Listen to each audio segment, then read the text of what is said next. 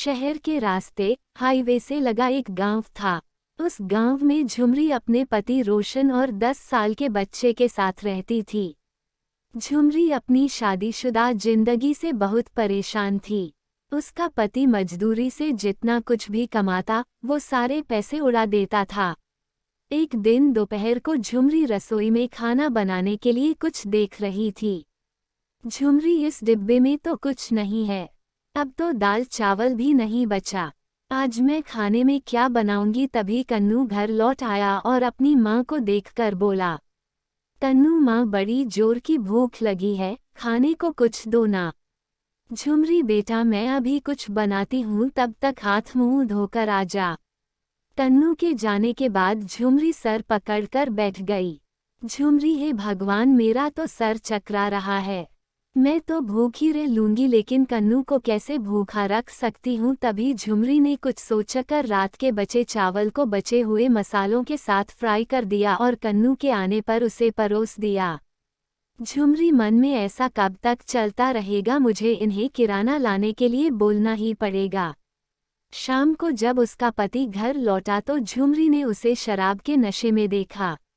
झुमरी, आज फिर आप शराब पीकर आए हैं, सारा पैसा आप शराब में उड़ा देते हैं। घर का सारा राशन भी खत्म हो गया है। कम से कम आप जाकर दुकान से सामान तो ले आइए।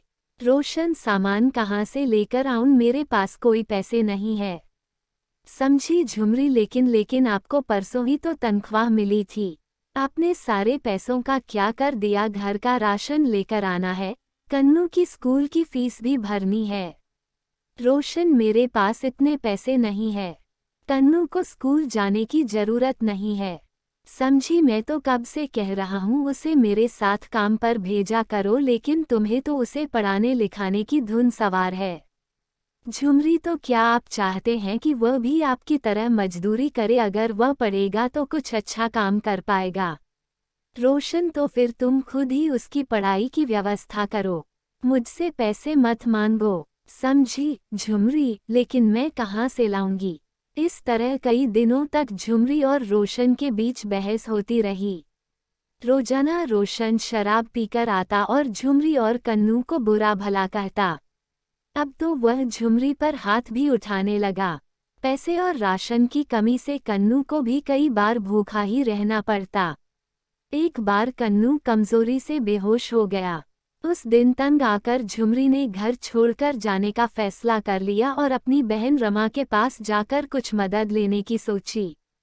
झुमरी ने अपनी बहन के घर पहुंचकर अपनी आपबीती बताई। झुमरी, कुछ भी करो दीदी, मुझे तो बस कन्नू की स्कूल की फीस और कन्नू के 2 वक्त का खाना चाहिए।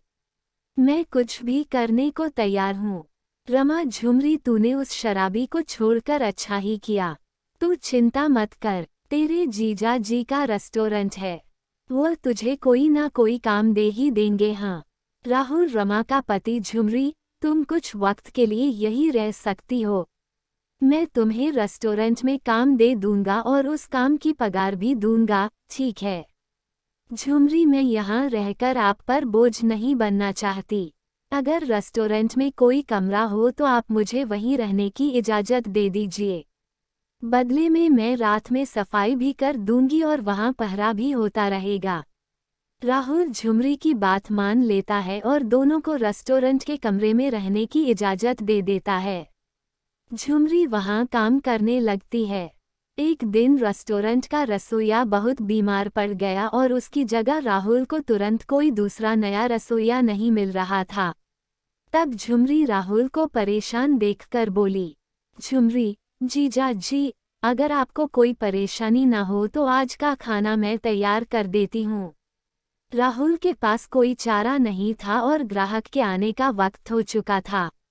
राहुल ने झुमरी को खाना तैयार करने के लिए कह दिया।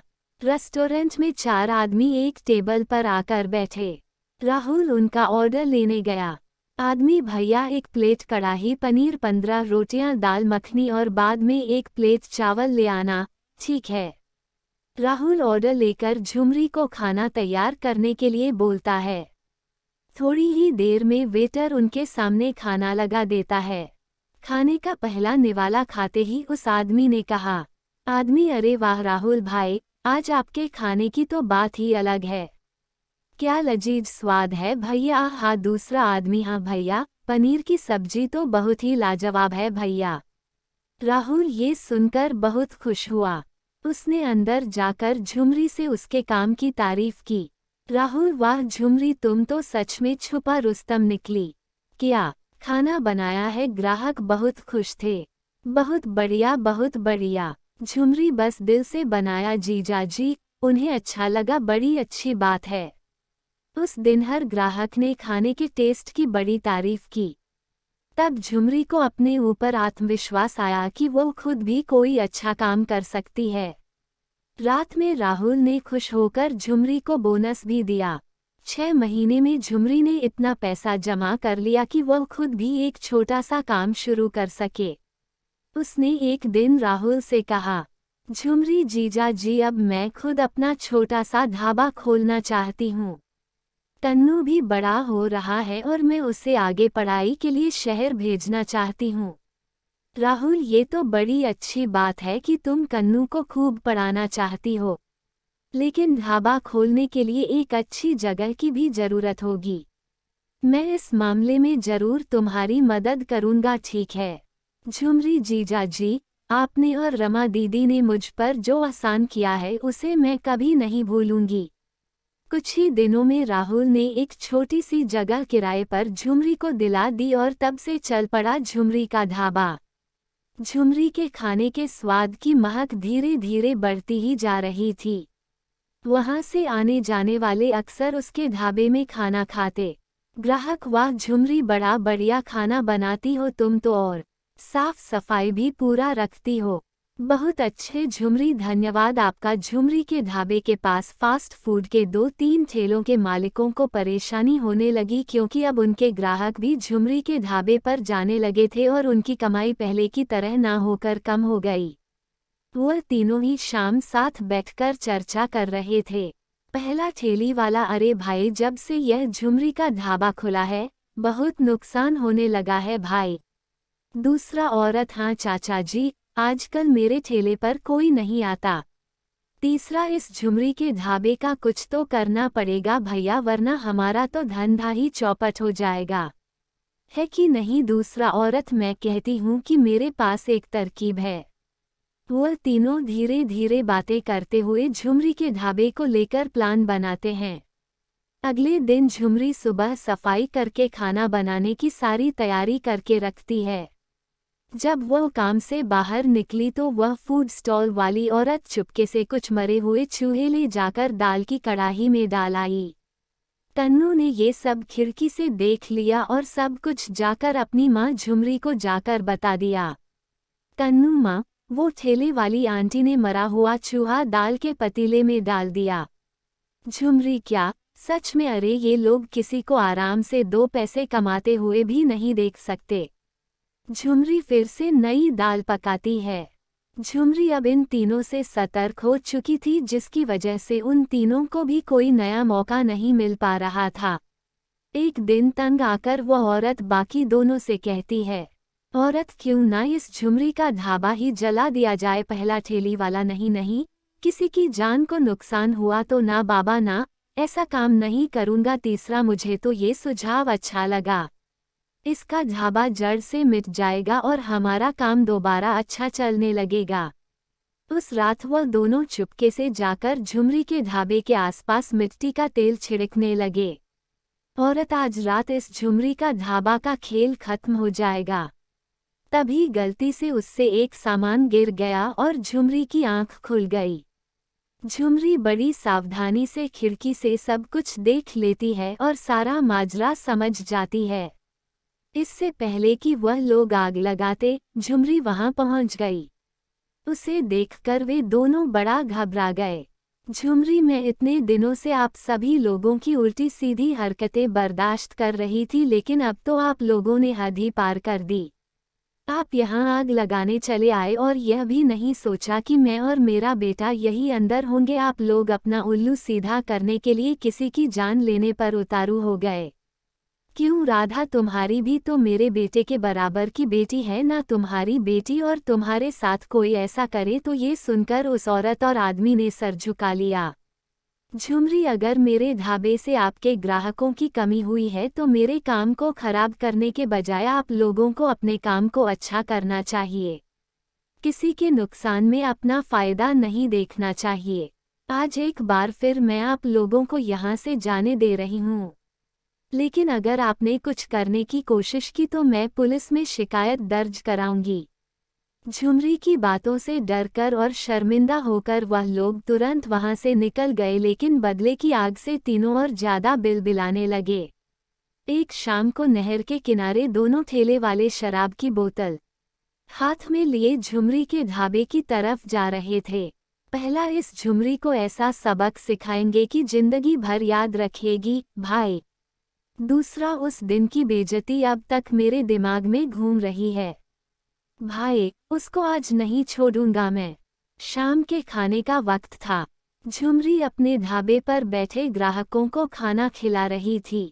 ग्राहक, मजा ही आ गया खाने में, आज तो क्या दाल मखनी बनाई थी आपने, 2 दिन तक स्वाद नहीं जाने वाला। झुमरी, धन्यवाद सरदार जी, बस आप लोगों का प्यार है जिसकी वजह से मैं आज अपने परिवार को पाल रही हूँ। सरदार, अच्छा भैद जी, चलता हूँ अब मैं। 12 बजे तक मन ने अपनी गड्डी हिमाचल तक पहुँचा दी है। ओए छोटू, चल जल्दी, शीशे पे कपड़ा मार। और ट्रक वाला वहां से चला जाता है। सरदार गाना गाते हुए ओ मैं निकला गड्डी लेके। सड़क पे एक मोड़ आया, मैं गड्डी अपनी छोड़ आया।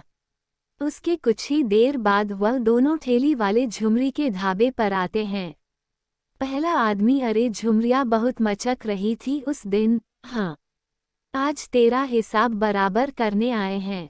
समझी झुमरी, उस दिन तुम लोगों को पुलिस के हवाले कर ही देना चाहिए था। तुम लोग सीधे तरीके से बात नहीं मानने वाले। दूसरा आदमी, आज तुझे बगल वाली नहर में धकेल कर तेरा किस्सा खत्म कर दूंगा मैं। ढाबे पर खाना खाने वाले सब लोग तमाशा देखने लगे, लेकिन कोई उन शराबियों को रोकने की हिम्मत नहीं कर पा रहा था। दोनों आदमी झुमरी से बदतमीजी करने लगे। तभी ढाबे पर एक ट्रक आकर खड़ा होता है। ट्रक वाला, ओए बेवड़े, इधर आ, उधर अकेली औरत पर क्या धौंस जमाते हो। हाँ। पहला आदमी, अरे तू कौन है बे, तेरी तो हड्डी पसली एक कर दूंगा, चल निकल यहाँ से। ट्रक वाला, ओए तेरी माँ ने मासी की आंख, होए रुक तू रुक। सरदार जी तभी उसे एक हाथ से दबोच लेते हैं और अच्छे से धुलाई कर देते हैं। सरदार जी, भेद जी, अब जमाना बदल गया है, अपनी रक्षा खुद ही करनी पड़ती है। उठाओ डंडा और शुरू हो जाओ। तभी झुमरी गुस्से से पास ही पड़ा एक डंडा उठाती है और दोनों शराबियों की पिटाई करना शुरू कर देती है। पहला आदमी पिटते हुए, अरे बचाओ भाइयों, कोई तो बचाओ, छोड़ दो मुझे, माफ कर दो। तभी वहां पुलिस आ जाती है और दोनों शराबियों को गिरफ्तार कर लेती है। सरदार जी, ओ आओ साहब और ले जाओ दोनों कमीनों को, बाकी की खातिरदारी थाने में कर देना। पुलिस वाला, अरे चल, थारे को बहुत गर्मी चढ़ी है, आजा न मिलो सजना करता हूँ। सरदार, ओ भैद जी, वो तो अच्छा हुआ कि मैं अपनी पगड़ी यही भूल गया जो उसे वापस लेने आ गया, नहीं तो ना जाने क्या अनर्थ हो जाता। इसके बाद झुमरी ने अब किराए की जगह खुद की जमीन लेकर अपना ढाबा बना लिया और उसका ढाबा दिन रात तरक्की करने लगा। झुमरी ने कई लोगों को काम पर रखकर उन्हें रोजी रोटी का साधन दिया और अपने बेटे को भी अच्छी शिक्षा के लिए शहर भेज दिया।